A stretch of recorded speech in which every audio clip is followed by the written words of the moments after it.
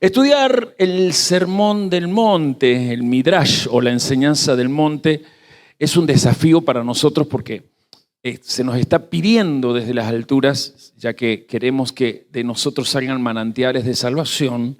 Y recuerde, si de tu interior corren las manantiales de salvación que acabamos de decir, lo que se va a dar es lo que esperan los cielos, la evidencia de que eres templo del Espíritu Santo, porque con tus acciones se nota que eres fuente de justicia. Entonces, no es sencillo pasar a todo el Midrash del monte, absolutamente a todo, si queremos ir al paso que corresponde. ¿Cuál es el mejor paso que tenemos que hacer? Desaprender, para luego aprender. No es tan fácil desaprender. El espíritu profético para desaprender tiene que hacer algo muy fuerte, y hace tiempo ya, cuando tuvimos la Haftará en Jeremías 1, justamente allí el Espíritu Santo le dice, no lo busque, yo se lo voy a leer, lo que significa desaprender. Escuche, mira que te he puesto en este día sobre naciones y sobre reinos. No lo busque, estoy leyendo Jeremías 1:10 si quiere anotar. Mira que te he puesto en este día sobre naciones y sobre reinos para, por favor escuche, voy a ir lento con los verbos, arrancar y para destruir, para arruinar y para derribar, para edificar y para plantar. ¿Cuántos verbos positivos hay aquí? 2, díganmelos. Edificar, muy bien en el orden que aparecen, y plantar. Perfecto. Ahora, para que se dé esas dos situaciones positivas que son muy buenas, ¿es bueno edificar o no? ¿Quién no anhela edificar? Me enteraba esta semana de una familia que yo conozco, estaba por fin, después de varios años que ellos habían comprado un terreno y edificando, mudándose a esa casa nueva. Me alegraba por ellos, porque es hermoso una vez que se edifica, poder disfrutar lo edificado. Y plantar también es bueno. ¿Quiénes son los que saben que plantando siempre se cosecha? Es bueno, sí, yo en esta semana que viene y la otra tengo desafíos de nuevo tiempo de plantas, ya que se avecina la primavera. Y a mí que amo eso, es bueno. Ahora, las dos cosas buenas, fíjense que están precedidas por 4 cosas negativas. ¿Las decimos juntos o quieren decirlo detrás de mí? ¿Puede ser? Vamos detrás de mí, mejor creo que nos ordenamos. Diga, arrancar. Arrancar. Destruir. Destruir. Arruinar. Arruinar. Derribar. Derribar. Esas 4 verbos tienen que ver con una sola palabra que no aparece en la Biblia, pero que recién yo la mencioné. Diga detrás de mí, desaprender. Desaprender. Para luego aprender. El aprender es edificar y plantar.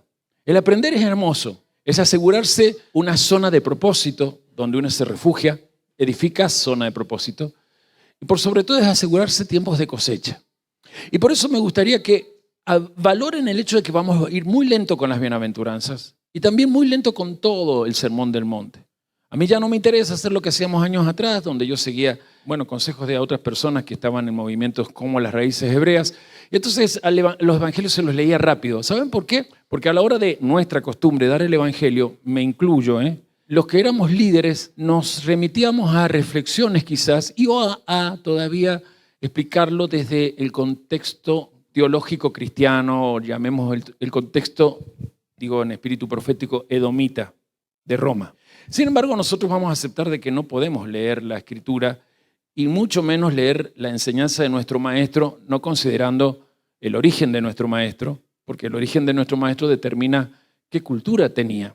Es decir, cómo pensaba, y si pensaba así, cómo hablaba. Y al pensar y hablar así, los que lo escuchaban pensaban y hablaban igual que él, o sea, captaban lo que él captaba.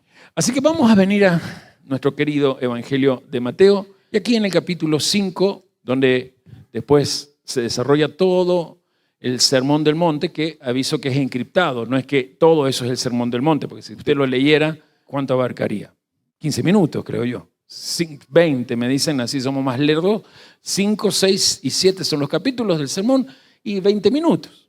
Y Yeshua no estaba, era oriental, no estaba 20 minutos. ¿Sí? Con Yeshua a la gente, y como cualquier maestro oriental, le gustaba hacer, ¿cómo es esto que se hace con las series en Netflix? Cuando la gente se ve, maratón. A la gente le gustaba hacer maratón de enseñanzas del maestro. O sea, se pensaban 1 hora, 2 horas, 3 horas. A veces estaban, ¿se acuerdan que a veces venía la hora de comer y no les importaba? Los discípulos decían, ya es la hora de comer, se hace tarde. Y la gente estaba ahí. Entonces vamos a ir también en ese sentido, maratónicamente, sábado tras sábado. Leemos Mateo capítulo 5 y dice así: viendo la multitud, subió al monte, todos decimos, subió al monte.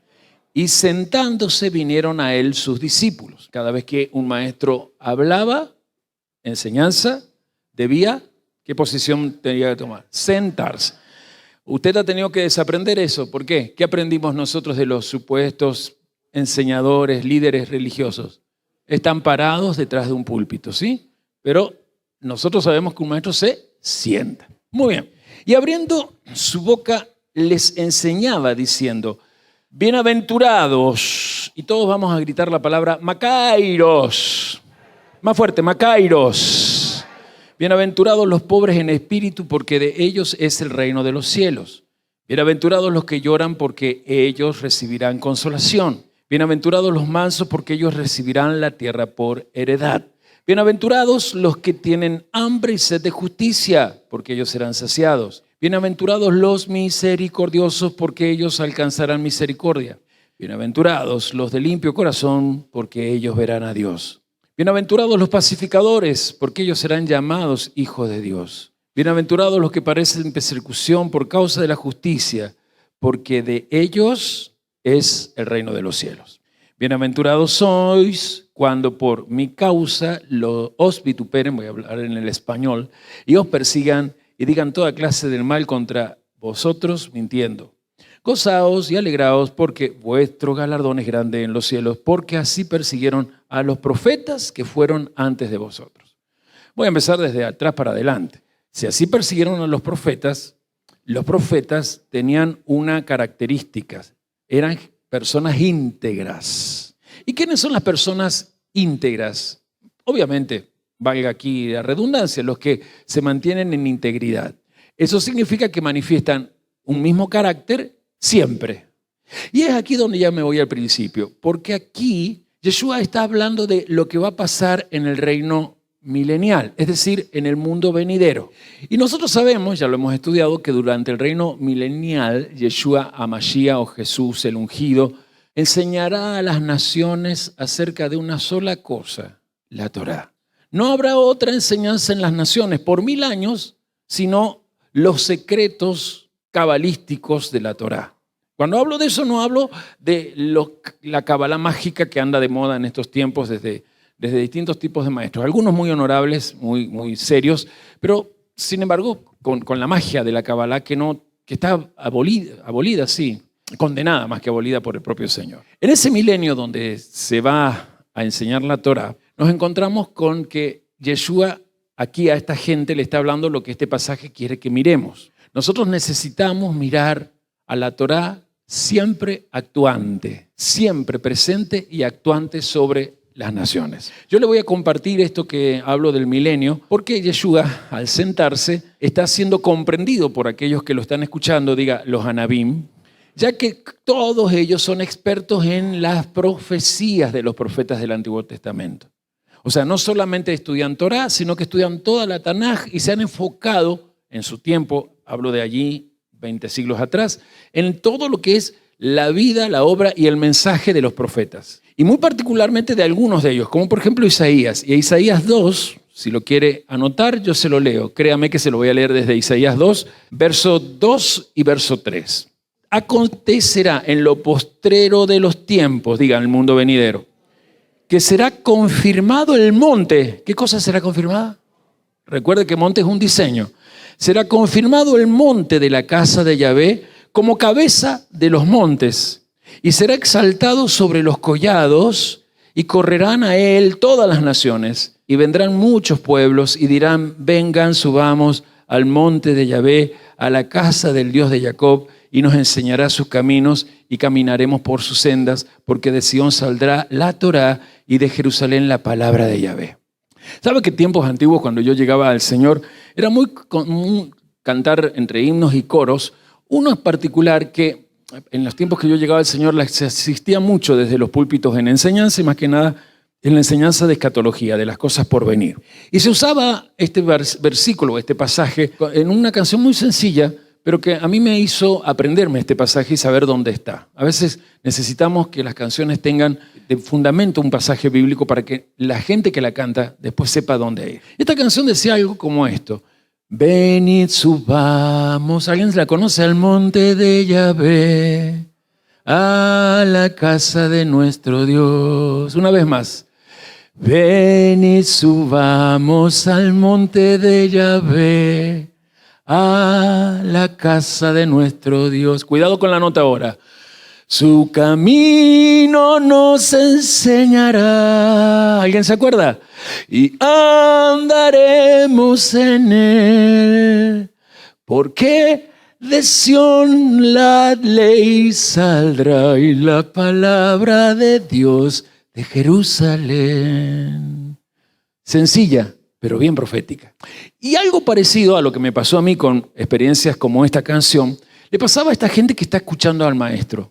Tenía coros, ellos se llamaba cánticos espirituales, Colosenses habla de ellos, que se basaban en versículos proféticos para aprenderse lo que hablaba del mundo venidero y poder, atención, reconocer al Mesías cuando el Mesías usara estos pasajes para hablar. Y justamente se sube un monte, ¿sí? Y en la profecía habla de que el monte de Yahvé iba a ser un día más importante que todos los montes de la tierra. Es más, todos los montes de la tierra, monte representa también una estructura de pensamiento, ideología de pensamiento, a una ideología de gobierno.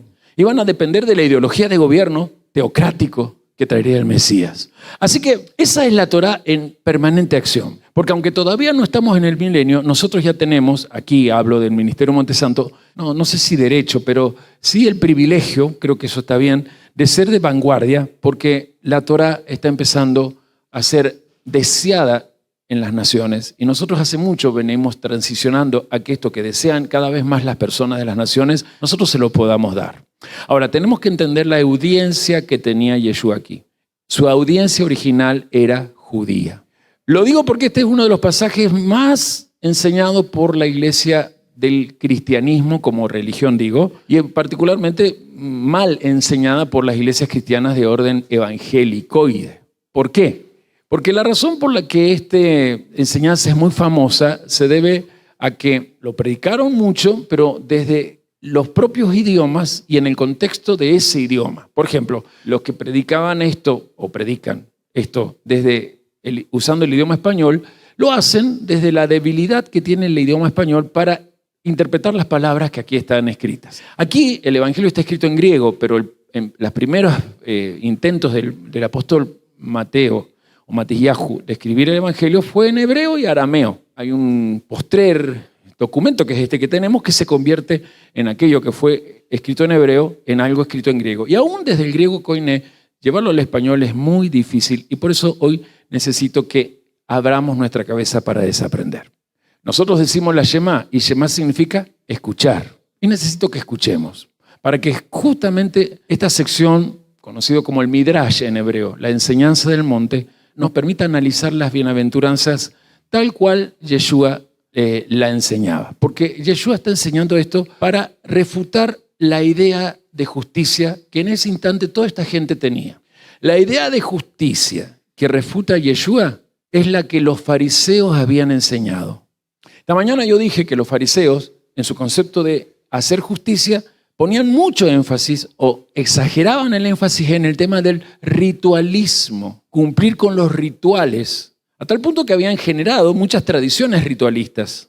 Yo no estoy en contra de las halajot. Halajot tiene que ver con tradiciones, se traduce como leyes necesarias. ¿Por qué? Porque si no fuera por las halajot, por ejemplo, no sabríamos cómo se hace el seder de 15 pasos para nuestra mesa de Pesaj. ¿Me explicó? Vamos a algo más sencillo. No sabríamos cómo hacer el seder para recibir en familia el espíritu del Shabbat. ¿Sí? Son necesarias las halajá, pero qué feo cuando hay halajá que son interpretadas por otra halajá y luego porque es un desastre. Bueno, eso pasaba con los fariseos. Los fariseos decían, no, el pueblo por sí mismo no puede solo ir a la Torá e interpretarla, necesita más explicación de los ancianos. Esto se parece mucho a la Iglesia Católica, cuando prohibía leer la Biblia y que confiara en la tradición de los padres, en la tradición de Roma, porque la catequesis era generada desde Roma para una forma sencilla, a fin de que los laicos, palabra española que viene del latín, y en el latín, entre tantos significados negativos todos, hay uno que a mí me molesta mucho, que es los de mente más débil, los de mente más atrasada. Entonces, los laicos necesitan que alguien se lo explique. Y Yeshua está diciendo, no. No está todavía el catolicismo, no está eso, pero están los fariseos.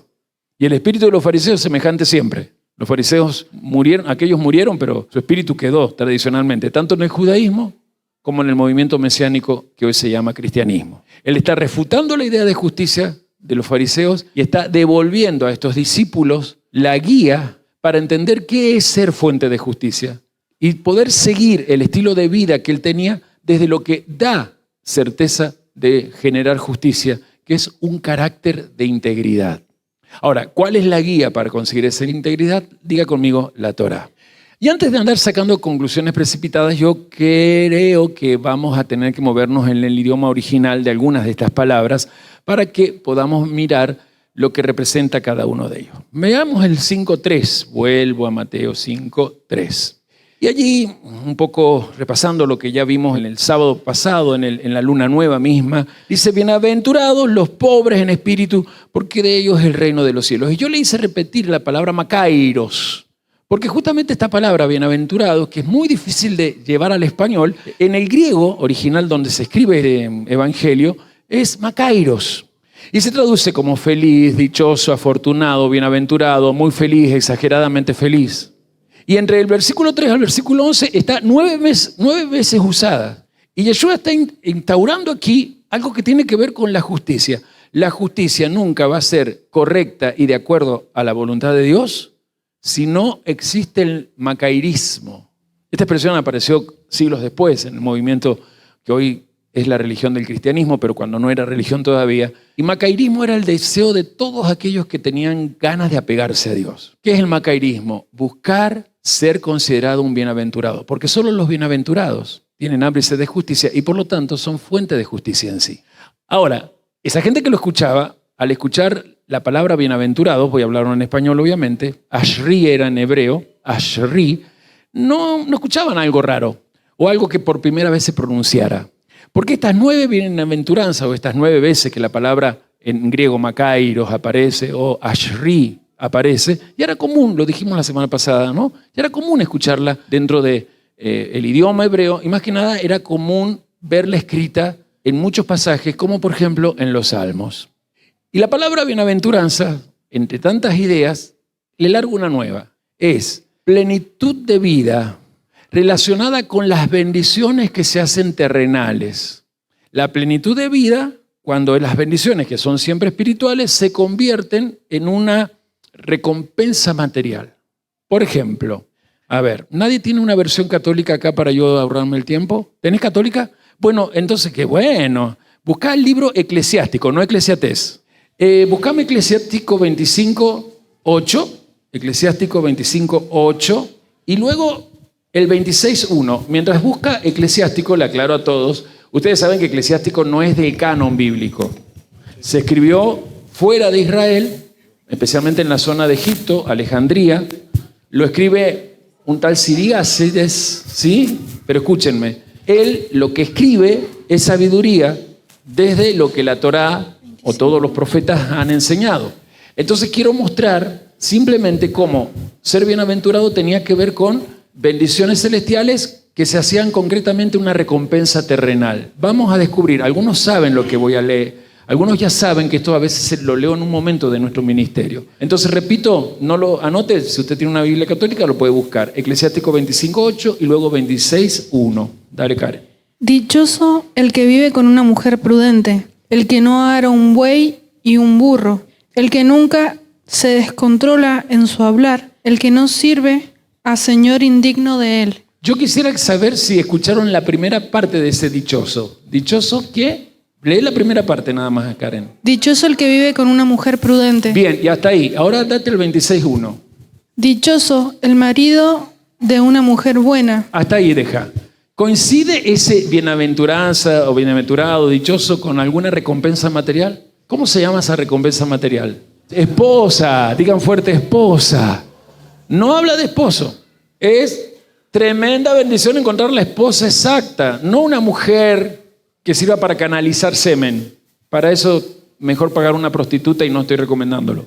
Pero qué horrible cuando no encontraste la esposa. Si es por mujeres para hacer pareja, canalizar semen o saciarse una calentura, perdón la expresión, pero es muy válida en Argentina, y eso no te hace bienaventurado. Pero acá, y quería ir acá, ¿se acuerdan los que se casan antes de ir a la jupá, que pasan por la tevilá para casamiento? Yo les leo este pasaje. O sea, que se considera bienaventurado a alguien que a las bendiciones materiales, espirituales, ya las tiene materializadas y las sabe cuidar. Algún esposo que diga amén o ay, ay, ay.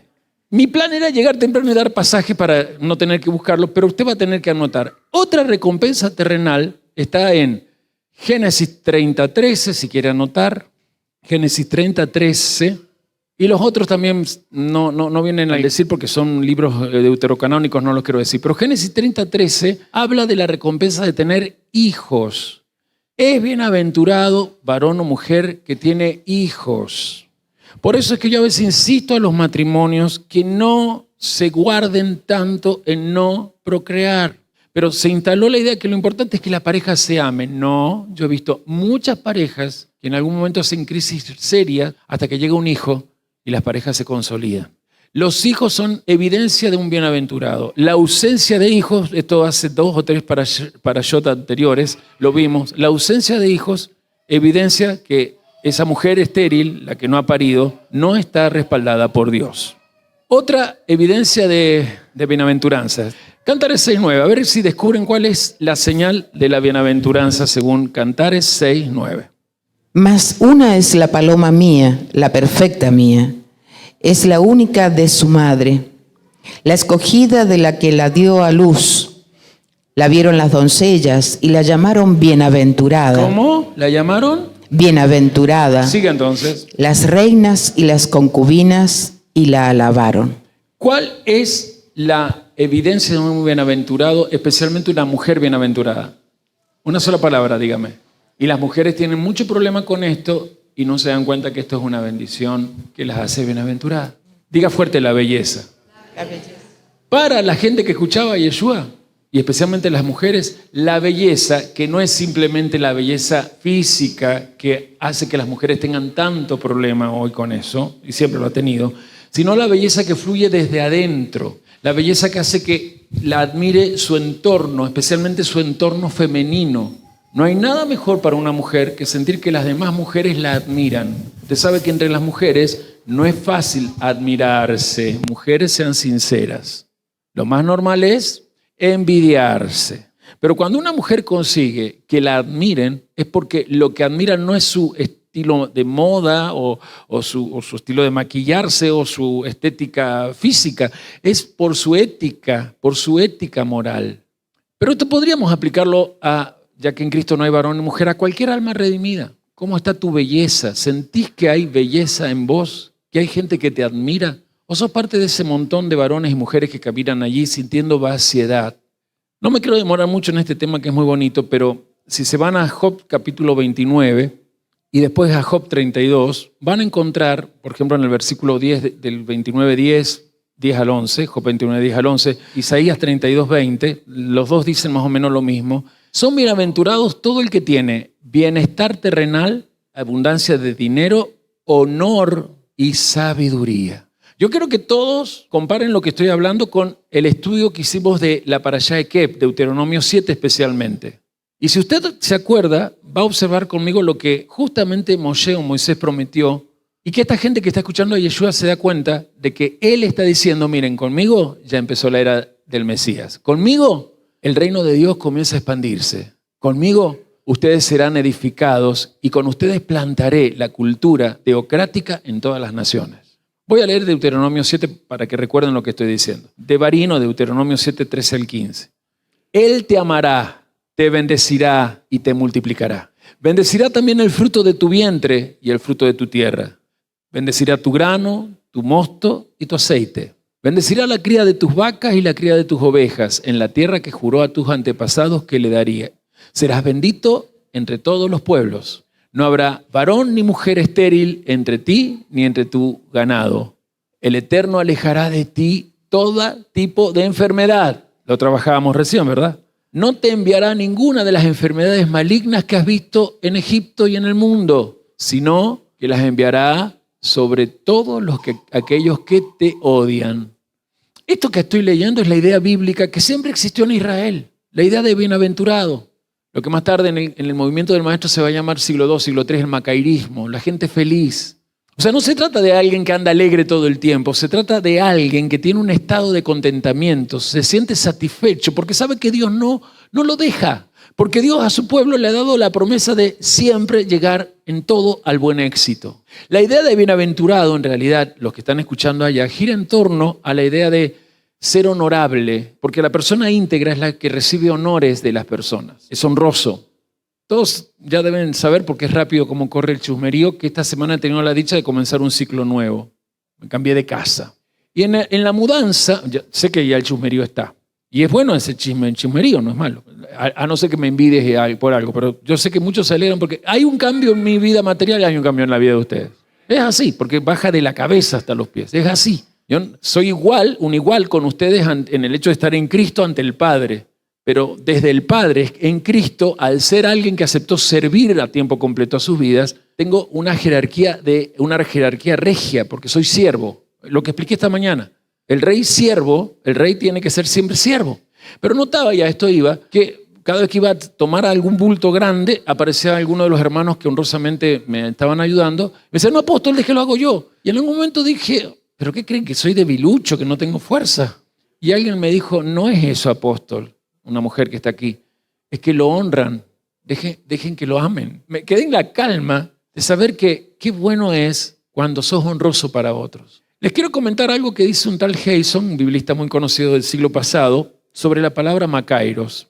Él dice lo siguiente: es importante en este texto, volvemos a Mateo 5, considerar la estructura que indica varias cosas. Punto 1, su construcción en tercera persona del plural, es decir, ellos, indica su carácter general y por lo tanto un carácter ideal.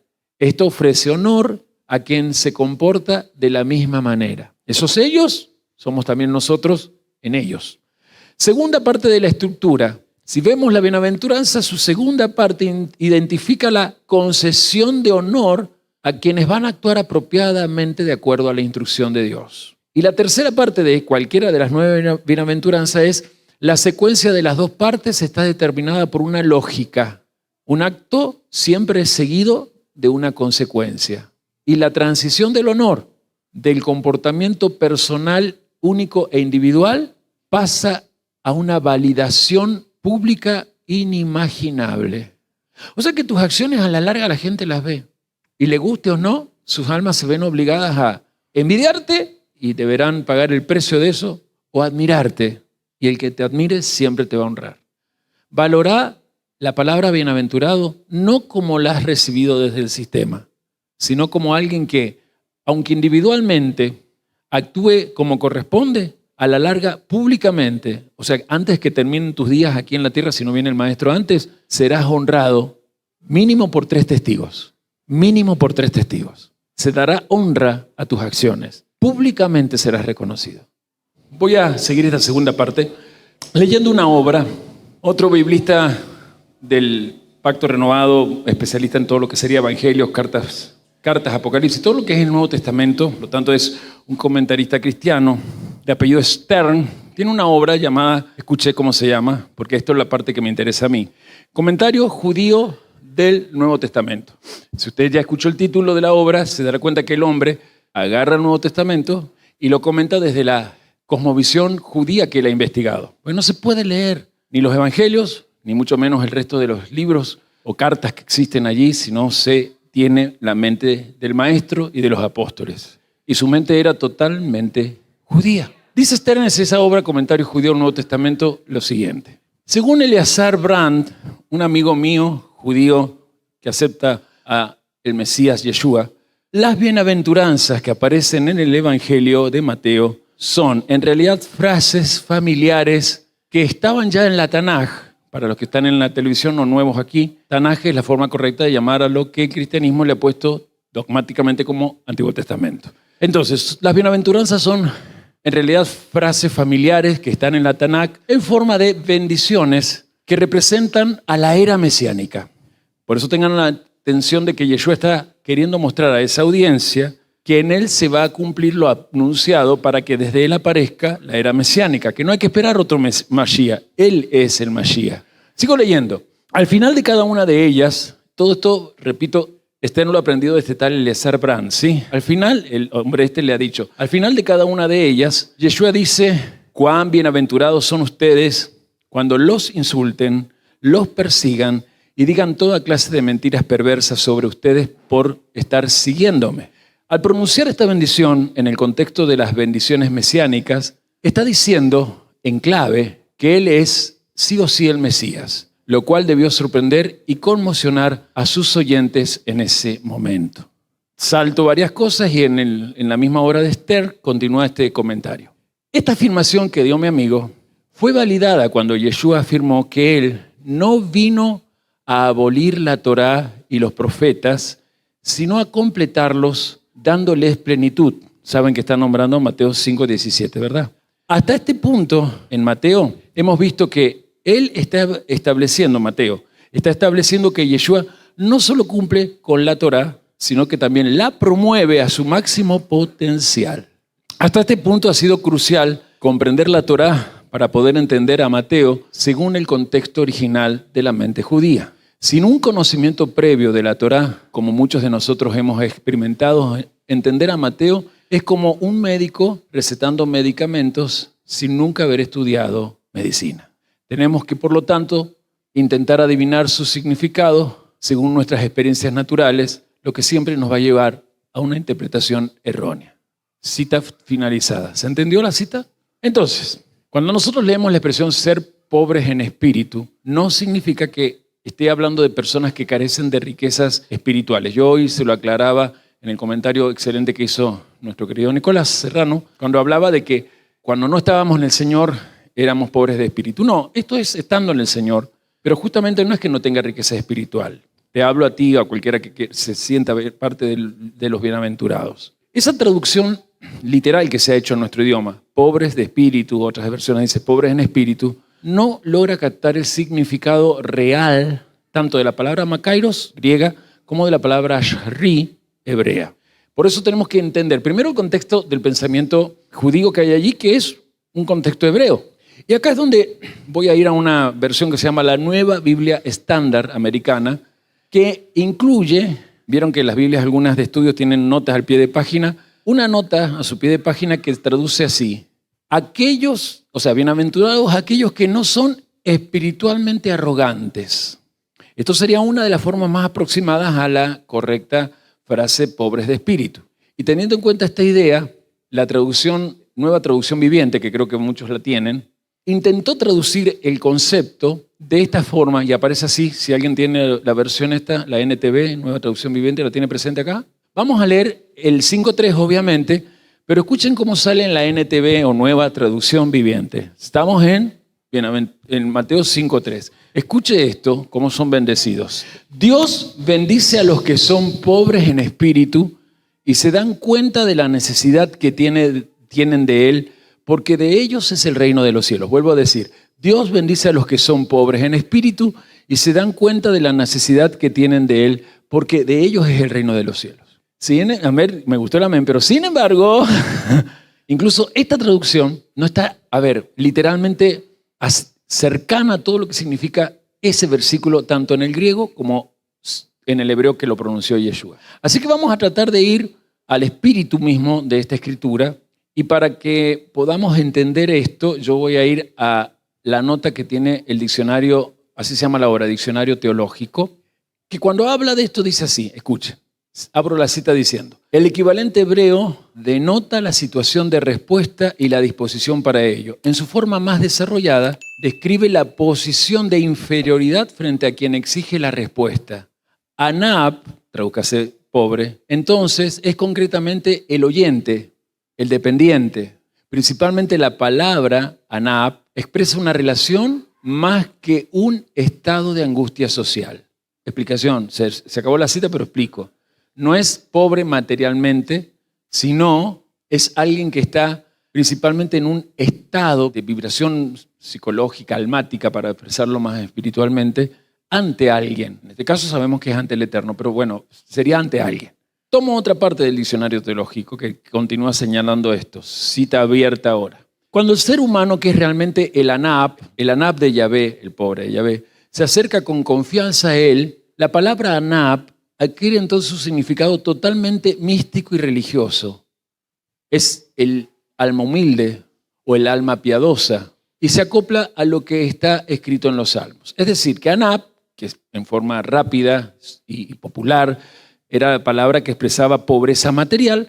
Cuando se hablaba de alguien que tiene búsqueda de Dios y deseo de apegarse a Dios, estoy explicando la cita, Anab ya no es el pobre material, sino alguien que con mucha humildad practica la fe. Dije, con mucha humildad practica la fe. Piedad es eso, fe que se practica, no es fe sola. Piadoso es el que practica o lleva a la práctica la fe. Hemos visto que en la Tanaj, o llamado Antiguo Testamento, la palabra bienaventurados es mucha y también la palabra Anab.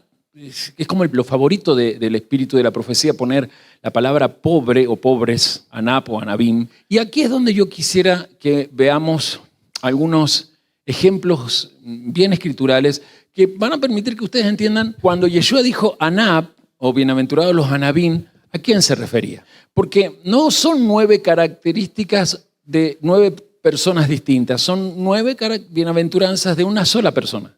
Las 9 bienaventuranzas se aplican a un solo tipo de ser humano, el Anab. Así que voy a empezar con algunos solos ejemplos, que son varios, pero por ejemplo hay uno que no se me puede ir, Job o Job, el ejemplo más obvio que podemos tener nosotros en cuanto a la espiritualidad, y es el que justamente, sintiéndose que no alcanzaba con su alma a agradar a Dios en todo lo que Dios lo guiaba, era capaz de ponerse en la brecha por los hijos. Mire Job capítulo 1, allí empieza contándonos este relato. Voy a leer Job 1 hasta verso 1 al 4. Hubo en la tierra de Uz un varón llamado Job, y era este hombre perfecto y recto. ¿Cómo era? Temeroso de Dios y apartado del mal. ¿Era o no un Anab? Sí. Y le nacieron 7 hijos y 3 hijas. Su hacienda era 7,000 ovejas, 3,000 camellos, 500 yuntas de bueyes, 500 asnas, muchísimos criados, y era aquel varón más grande que todos los orientales. ¿Era bienaventurados? Sí. Tenía mucha evidencia de que Dios lo había bendecido porque tenía compensaciones, recompensas materiales. 4. E iban sus hijos y hacían banquetes en sus casas. Tradúzcase, eran bien fiesteros. Cada uno en su día. O sea, les gustaba celebrar el cumpleaños, les gustaba, lo que sea era motivo para una cervecita, mínimo una cerveza y una pizza, unos lomos. Y enviaba a llamar a sus 3 hermanas para que comiesen y bebiesen con ellos. Y acontecía que habiendo pasado en turno los días del convite, Job enviaba y los santificaba y se levantaba muy de mañana y ofrecía holocaustos conforme al número de todos ellos, porque Job decía, quizás habrán pecado mis hijos y habrán blasfemado contra Dios en sus corazones. Y de esta manera hacía todos los días. Un pobre de espíritu es como yo. No se cree, soy el más espiritual. Siento que mi espiritualidad todavía tiene mucho más que crecer. Por lo tanto, todavía es inadecuada. Y a quien está afectando quizás por lo inadecuada de mi espiritualidad es a mi descendencia. En este caso, sus hijos por quienes se ponía en brecha. ¿Captan eso? Quizás los papás necesiten aquí pensar en esto también. Hablo de los papás que ya tienen jovencitos. Tu espiritualidad, porque te pones el talit y oras en la mañana, porque haces los 3 momentos de oración, etcétera, etcétera, no garantiza que tu jovencito esté actuando de acuerdo a lo que desde tu espiritualidad te estás consiguiendo. Necesitas acercarte más a él o a ella y con él y con ella más al eterno. Pensarlo. Voy a otro ejemplo, Moisés. Moisés, ¿se acuerdan cuando dijo que él era totalmente inadecuado espiritualmente para ponerse de pie delante del faraón y le dijo a Dios, yo necesito más bien un portavoz? Eso es un pobre de espíritu, el que sabe que es inadecuado para hablar la palabra del Señor. No confunda, porque aquí hay algunos que dicen, no, yo por eso no hablo. Ya escuché la mente de varios. También, entonces soy pobre de espíritu, por eso yo no hablo. Pues no me sale hablar como usted. No puedo hablar como usted. Y gracias a Dios, porque Dios me dio a mí el alma que yo tengo para que mi alma se exprese por mi boca como yo me expreso y no tienes por qué tener la forma mía para expresarte. Pero hay algo que Dios puso en tu alma que es la salvación. Y tenés que expresarte. Y cuando te expreses y veas que da mucho resultado, porque cuando te dicen no, ya es un resultado también, ¿eh? La cosa es que lo hayas soltado. Sí, pero no, me dicen no quiere saber nada mi suegra. Ya te dio resultado. Porque la persona ya está delante de Dios. En el momento que predicaste te dijeron no, ya lo pusiste delante de Dios. Pero sin embargo, aún así necesitas decir, todavía no logro hablar todo lo que tú quieres hablar. Cuando usted va a Éxodo 4 del 10 al 13 está esto que justamente digo de Moisés. No lo iba a leer, pero sí me parece conveniente que usted, además de anotarlo, Éxodo 4, 10 al 13, lo considere conmigo. Entonces dijo Moisés al Eterno: ¡Ay, Señor! Nunca he sido un hombre de fácil expresión, ni antes ni desde que tú hablas a tu siervo, porque soy tardo en el hablar, no tartamudo como nos enseñaron, y torpe de lengua. Y Yahvé le respondió: ¿quién dio la boca al hombre? ¿O quién hizo al mudo y al sordo, al que ve y al ciego? ¿No soy yo, Yahvé? Ahora pues, ve y yo estaré con tu boca y te enseñaré lo que hayas de hablar. Y él le dijo: ay, Señor, envía, te ruego, por medio del que debes enviar. Esto es un pobre de espíritu, el que no solo quiere hablar, sino que necesita también de alguien que esté con él. Por eso después vemos que Yeshua envía de dos en dos. Era normal que en base a esto se entendiera que un maestro tenía que enviar, ¿sí?, a gente que fuera de dos en dos. No solamente Yeshua envía de dos en dos, era el estilo de los maestros enviar de dos en dos. Porque justamente uno podía caer en el error de creer que se las sabía todas. Un nuevo ejemplo más, pero acá no vamos a ir porque son muchísimos pasajes, les voy a dar algunos. Está en Salmos todos. Si está en Salmo, ¿de quién voy a hablar? Muy bien, digan todos el rey David. Él muchas veces a la palabra anap, cuando la usaba en sus salmos, la usaba en este sentido: soy un necesitado de Dios o afligido por tener a Dios. Esa es la idea de anap, desde el rey David hasta Yeshua. El necesitado del Eterno, el afligido por tener más de Dios. Mi pregunta es, para muchos que dijeron: yo soy anap, ¿cuánto estás hasta llorando para pedir más de Dios en tus días o momentos diarios de oración? Salmos para leer, no los leemos ahora. Salmo 35, versículo 10, allí está la palabra anap. Salmo 37, verso 14. Salmo 40, verso 17.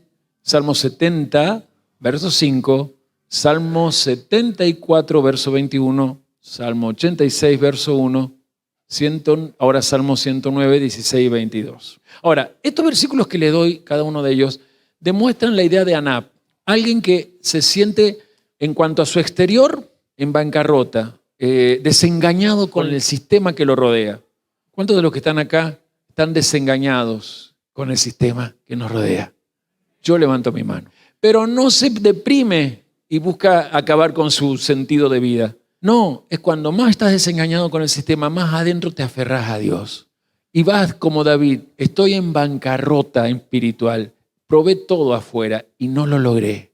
Eso es lo que David declara muchas veces en sus salmos. Y esto es un anap, el que declara que necesita depender de Dios y de su salvación.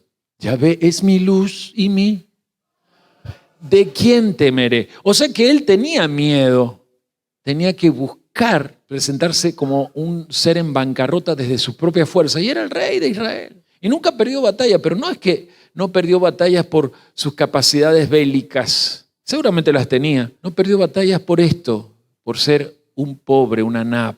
Van ampliando más lo que significaba para los que escuchaban a Yeshua la palabra anap. ¿Pueden ampliarlo? Un ejemplo final. Hijo de David, ¿a quién voy a nombrar? Salomón.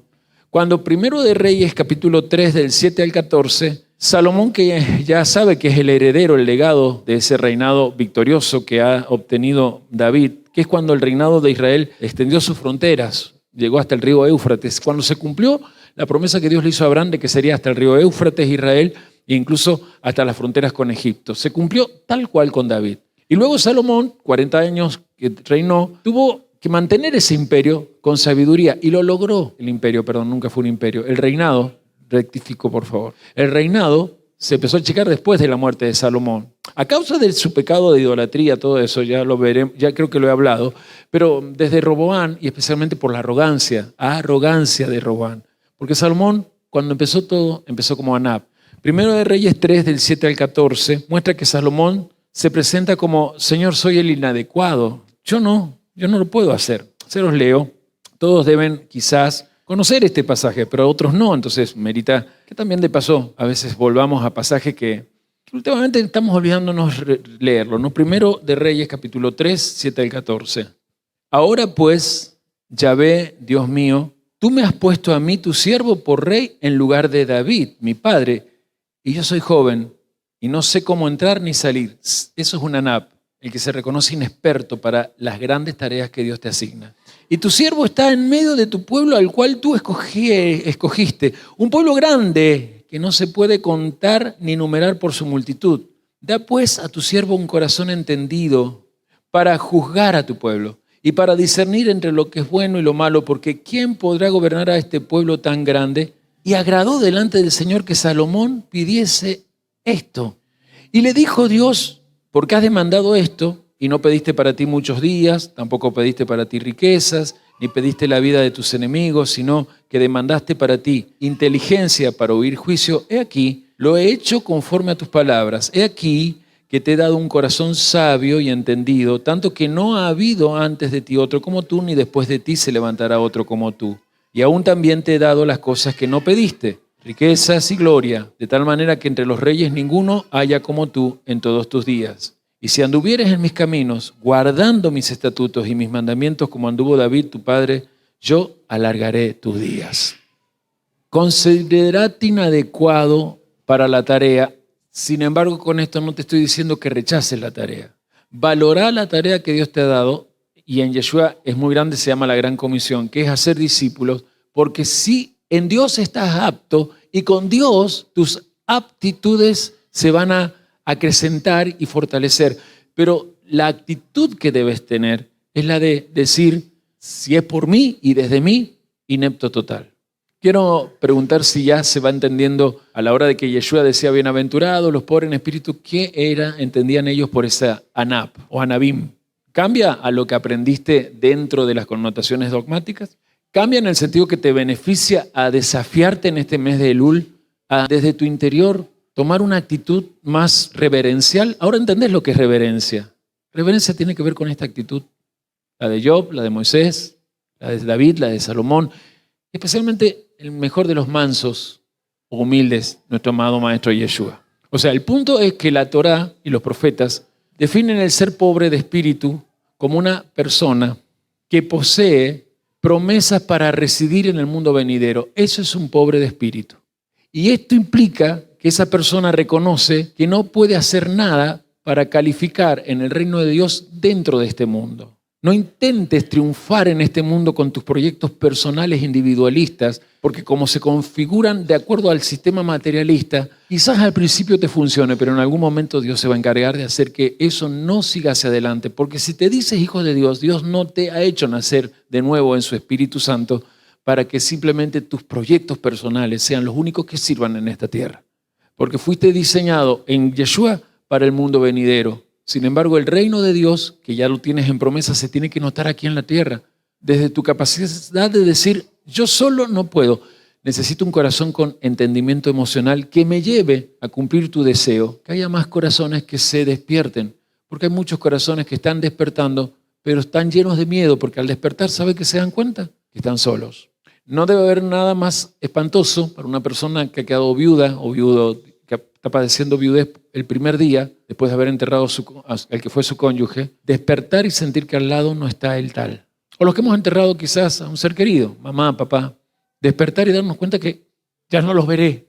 Bueno, esa es la sensación que tienen muchos de tus amigos, parientes, vecinos. Sí, hay mucha gente despertando, estamos en los últimos tiempos, hay muchas almas despertando, ya la probaron todas las cosas. Pero cuando están despertando se dan cuenta que están solos. Y ahí es donde necesitan alguien que se ponga con ellos y le hable a ellos. Y te necesitan a ti, varón o mujer, no sé a quién le estoy hablando. Presentate en la mañana, sí, con tu proyecto. Si querés, Señor, voy a salir a trabajar, está perfecto. O recién quizás cuando orabas con pensamiento. Sin embargo, que todo lo que vas a hacer, que es para ti, sea con Dios. No en el sentido que Él sea tu esclavo, sino que lo tuyo sea parte de tu servicio a su nombre para que muchos sean beneficiados. Porque el que despierta y se siente solo, prefiere seguir dormido. Pero el que despierta en conciencia no puede volverse a dormir, porque no le sale volver al pecado y empieza a probar disciplinas espirituales ajenas a la disciplina de Dios. Se meten todas estas cosas de la nueva era. La cábala mágica, el yoga, el reiki y ¿Qué nombre tanta suciedad que hay en el mundo y que tiene a tanta gente esclava? Decirle al lado, estoy pensando mucho si soy pobre de espíritu. Las caritas con que se mira. Bueno, busquemos el final. ¿Qué está haciendo Yeshua? Está contrastando con lo que esa gente de su época conocía. Ellos conocían la palabra justicia, repito lo del principio, desde los fariseos. Pero los fariseos eran arrogantes. Espiritualmente se sentían los mejores de la tierra. ¿Se acuerdan cuando Yeshua usa una parábola donde está el fariseo y el cobrador de impuestos? ¿Qué hace el fariseo delante de Dios en el momento que ora? Se ufana de todo lo que ha hecho. Doy el diezmo, pagó la ofrenda, le ayudo en la mudanza al apóstol. ¿Y qué hace el otro, el publicano? Se golpeaba el pecho, como hacía cualquier judío. ¿No? La Iglesia Católica lo saca de las primeras sinagogas. En Yom Kippur tenemos, en el momento que estemos de ayuno, tenemos que pegarnos en el pecho. Cuando estés confesando, pegate en el pecho. No, eso es católico. Sí, es católico en el sentido de que para todo el mundo. Era un secreto que estaba en Israel y los judíos no la daban. ¿Y qué decía el publicano? Sé propicio de mi pecador. Eso es un anap, un pobre de espíritu. Nada ha hecho bien. Aún las cosas de tu rito, el diezmo, la ofrenda, el Shabbat, todo lo que trato de guardar todavía me hace sentir que te falto, Señor, te falto todavía. Los fariseos no eran así. Ellos querían que todos supieran lo que hacían. Su sacrificio, su oración. ¿Se acuerdan? Les gusta orar en las plazas, les gusta ocupar los primeros lugares. Algunos de los que están acá creen que no son fariseos porque no se sientan acá. Pero sí funcionan como fariseos afuera, porque les gusta afuera quedar bien con los que hacen el mal. Porque como ustedes son los que van a la iglesia, les gusta hacerse los que son más santitos que los otros. Y toda humanidad es santa, nada más que no se dio cuenta. Porque si nacieron, es porque Dios los consideró sagrados desde el mismo momento de la fecundación. Amados, es así. Esta gente no, los fariseos, ellos no veían lo que el rey David. La recompensa no está en el orgullo, en el engrandecer, autoengrandecerse. La recompensa está en mantenerse humilde. La ganancia no está en, wow, lo que conseguí. El orgullo, mis hijos son el orgullo, se recibió de médico, mi hijo fue abanderado. Nada más horrible. Una vez una persona se ufanaba mostrándome su hijo abanderado. Y claro, yo a veces veía como mi esposa le pegaba a Juan para que no se sacara uno. Pero este nunca se fue del camino. ¿Qué sirve el orgullo, mi hijo, mi hija, Cuidado. En ese cierre yo quiero que se den cuenta por qué me estoy demorando, entre comillas, con las bienaventuranzas. Porque si fuéramos a las 9 bienaventuranzas rápido, yo ya cumplí, ya está. Pero no, porque yo te estoy capacitando para que cumplas tu propósito allí afuera. Y tu propósito es desde tu misión. Naciste con significado. Y si estás aquí, es porque decidiste ofrendarle a Dios este tiempo para recibir una palabra que te capacite y te hace decir, la verdad, que si estoy despertando, tengo que ser humilde, porque siendo humilde Él va a estar conmigo. Y estando Él conmigo, a mi entorno yo le voy a dar lo que es justicia. Porque eres fuente de la justicia que allá afuera se necesita. No está en las ideologías políticas. Basta de la izquierda a la derecha, los virgos, los cucas, los zurdos, los no sé qué. Basta de tantas cosas, porque los dos lados vienen de la misma fuente. Los dos lados vienen del lado oscuro de la luz. Lo que se conoce como en hebreo Sitras Ra y ha pasado a conocerse como Hasatán, el oponente. Y tú estás para decir, el oponente ya fue vencido por aquel que se hizo manso y humilde y se llegó a llevar a una cruz. Por eso en este final quiero dejar claro para las próximas bienaventuranzas que vas a examinar la palabra como la has recibido. Y cuidado con que sigas creyendo que Yeshua estaba enseñando una nueva enseñanza para anular la otra. Porque esto es lo más común en eso que se conoce como la teoría o teología del reemplazo. No, los judíos fueron desechados, Israel fue desechado. Eso lo inventó un tal Marción en el siglo II para ya separar totalmente al movimiento del maestro, que era dentro del judaísmo, para renovar no al judaísmo como religión, que es lo que a lo mejor ahora existe, porque lo que existe ahora en cuanto a rituales es lo de los fariseos, llamado judaísmo talmúdico. Bueno, eso es lo que se ha dado a lo largo de 15 siglos. Pero antes, judaísmo era una cultura. ¿Qué cultura? El centro de mi vida es Dios. Y porque Dios es el centro de mi vida, sé que Él va a venir un día a instaurar su reino por medio de un ungido. Porque Moisés habló de ese ungido. Primero será como un profeta, y Yeshua se manifestó como profeta. Pero luego vencerá al enemigo, que es el pecado y la muerte. Entonces se levantará como rey. Profeta, rey. ¿Cumplió o no? Y entre tanto estará limpiando las esferas celestiales como sumo sacerdote para volver, como rey que es, a reinar conmigo. Por lo tanto, tú tienes que convertirte hoy aquí en un buen sacerdote para que toda tu casa sea un reinado, toda esta casa sea un reinado de Dios. Y vuelvo a lo que dije recién. Borremos la idea de que Yeshua anula la Torá, no corre más el Antiguo Testamento, por eso se llama Antiguo Testamento. A ver, si es verdad, y le hablo a la cámara, a pastores que me siguen, los bendigo, pero si es verdad eso y si lo seguís creyendo, ¿por qué entonces a la iglesia le seguís predicando cosas del Antiguo Testamento si ya no corre? Y lo que le digo a los pastores o creyentes que hay ahí, se lo digo a ustedes. Está aquí y corre, porque la Torá, dice el Salmo 19, entre tantos, es eterna, porque es la palabra misma de Dios que dura para siempre. Él no está cambiando una nación por una nación nueva. Ahora apareció la iglesia, Israel. Entonces yo no entiendo nada, porque ahora con todo lo que está haciendo el Estado de Israel, que no es Israel. El Estado de Israel es un movimiento político totalmente ashkenazi, de gente totalmente europea, oriental, que se convirtió obligadamente al judaísmo. Y son judíos por una conversión obligatoria, no por ascendencia judía. Y con el tiempo apareció el Estado de Israel, que es un movimiento político que, supuestamente usando la Torá en esto del exterminio de sus pueblos, está exterminando gente. No está practicando justicia. ¿Usted cree que es justicia lo que estamos viendo con supuestos terroristas que hay que matar y tienen 5 años y ya se los ve esqueléticos?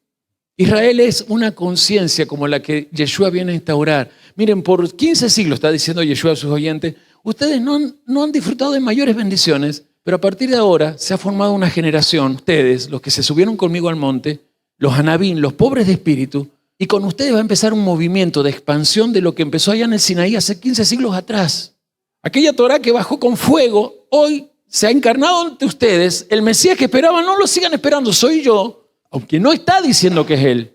Pero al decir las bienaventuranzas, y ustedes vieron cuando este comentarista hablaba de su amigo, las bienaventuranzas de sí le hacían entender a esas personas, este es el Mesías. Aunque él no dijera, la gente decía, este es el Mesías. ¿Quiénes no quisieron reconocerlo al Mesías? ¿El pueblo? Los líderes religiosos. Porque se le acababa el negocio. Porque no hay nada peor que el orgullo dogmático religioso de no querer aceptar que la Torá es ahora porque se acaba el negocio.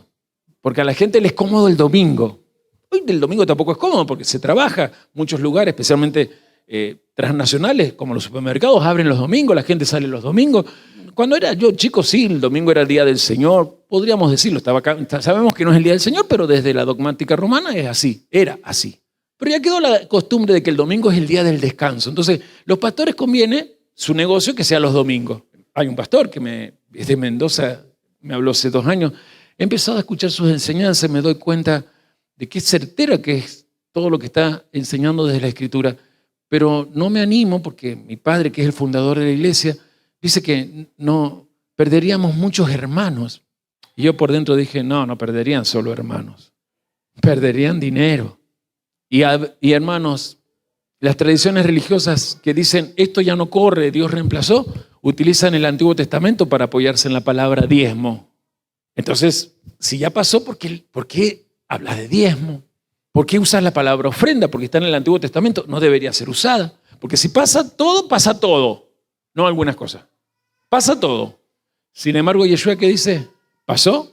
Vayan a Mateo 5, 17, 18, 19, dice, nada pasará, ni una jota ni una tilde, porque es para siempre. ¿El que viene a hacer? ¿Anularlo? No, a completarlo con una generación de gente que no es como los que está hablando en su época, no es como lo que hemos visto hasta ahora, como la justicia de los fariseos, gente que se enorgullece siempre de ser judía, de tener un solo Dios. No, son ustedes mejores que la justicia, de los fariseos, porque se atreven a subir al monte, desaprender para aprender.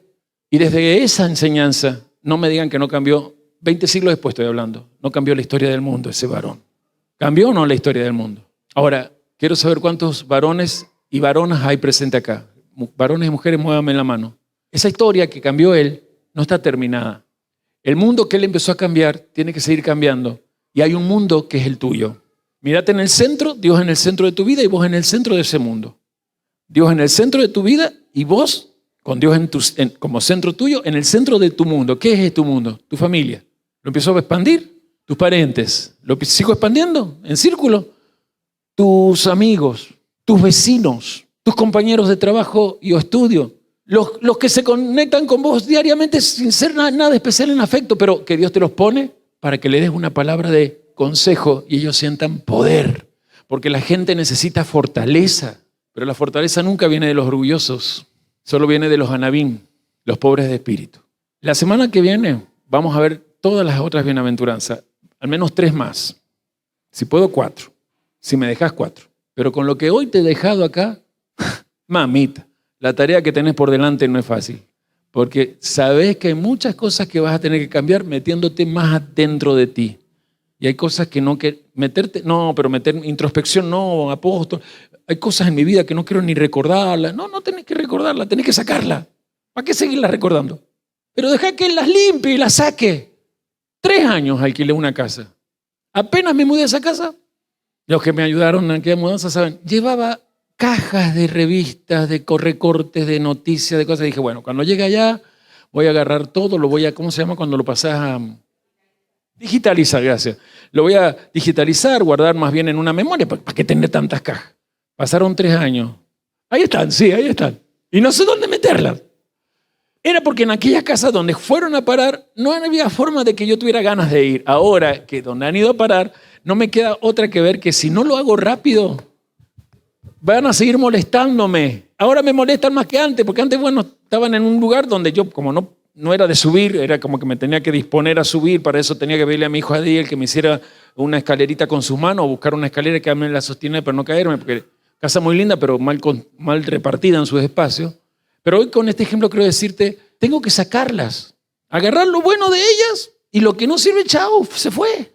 Como no estuve en la mudanza, porque llegó el camión y bueno, los hermanos que ayudaban empezaron a ir. Cuando vi cajas que llegaban, películas VHS de mis hijos, cassette de predicaciones cuando yo era evangelicoide. No, nunca fui evangelicoide, pero allá de Independencia 428, ¿para qué quiero otro cassette? Si me llego a escuchar, me pego 3 cachetones. Mínimo, sí, mínimo, porque me amo. Ya con 3 me duele. Entonces, animate. Te dejé una tarea, varoncito. Y lo digo de amor, no despectivamente.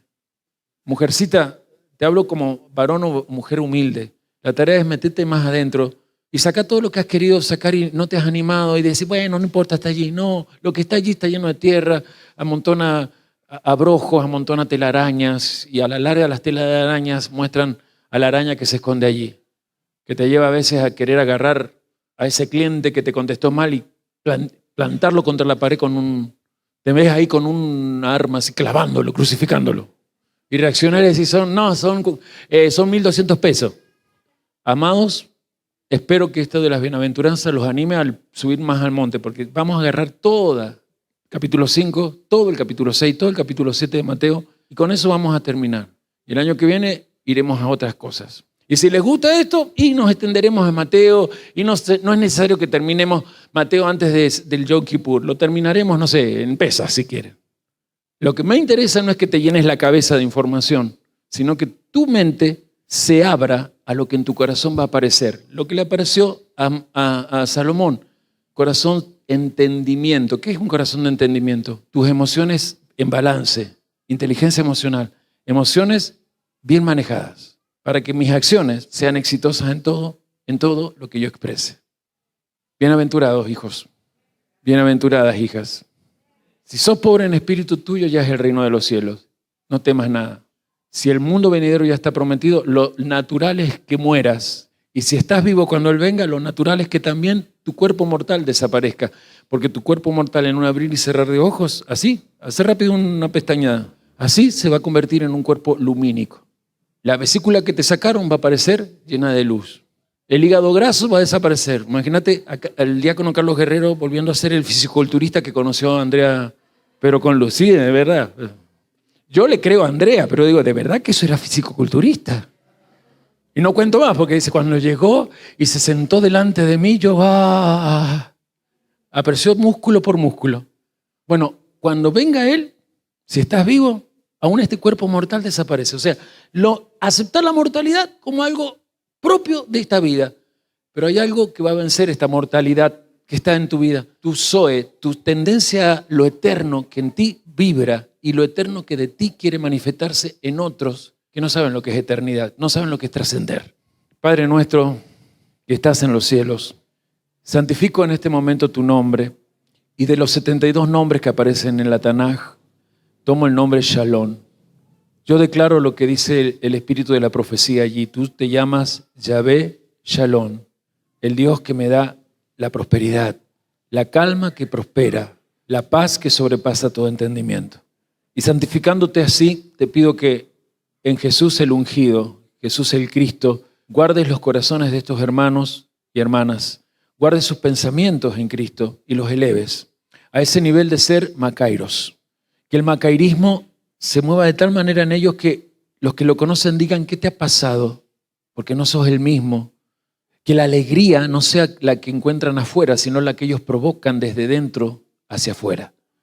Espíritu Santo, hazte cargo ahora de lo que ellos están pidiendo. Quiero invitar a los que están orando y con tanta reverencia que tengan al mejor amigo que es Yeshua, pero en esa persona que es el Espíritu Santo residiendo en tu corazón. Háblale. Decile a Yeshua, en el Espíritu Santo eres mi mejor amigo y quiero ser bienaventurado como tú lo eres. Con tus propias palabras hacer tu oración. La podés hacer con pensamiento, la podés hacer con voz audible, suavecita, no hay problema. Acá la oración la decidís vos. ¿Querés ponerte de pie? ¿Querés estar sentado? No hay problema. Pero humíllate bajo la poderosa mano de Dios. Humíllate ahora para que Él te exalte en su debido tiempo. Mientras aquí el pueblo ora, yo sé que allí en tu casa estás orando. Le hablo a esta gente que está en la transmisión. Acá el pueblo va a seguir orando conmigo. Vamos a cantar, vamos a comer pan, beber vino. Nos preparamos para el próximo Shabbat donde nos vamos a quedar a comer juntos. Pero ahí en tu casa quiero pedirte que siempre haya una oportunidad para que nosotros lleguemos con esta capacitación. Yo te bendigo, no porque yo tenga poder de bendecir, sino que me obliga la humildad del Maestro a bendecirte porque ya estás en Cristo y si estás en Cristo estás lleno de bendiciones que se manifiesten en forma material. Gracias por estar. Si no estás suscrito, suscríbete. Botón rojo y es fácil. Ponernos el me gusta y ayudarnos a edificar naciones.